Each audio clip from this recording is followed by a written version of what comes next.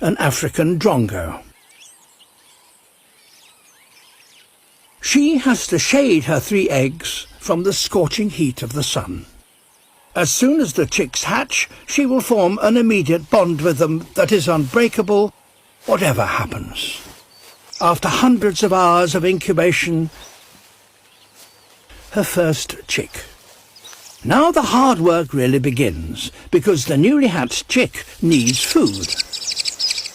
It won't be long before one mouth is joined by 2 more, and this chick will then have to share what the female brings back. Or will it? The chick is getting rid of any competition. It wants its mother's sole attention. Feeding time. When she's not away gathering food,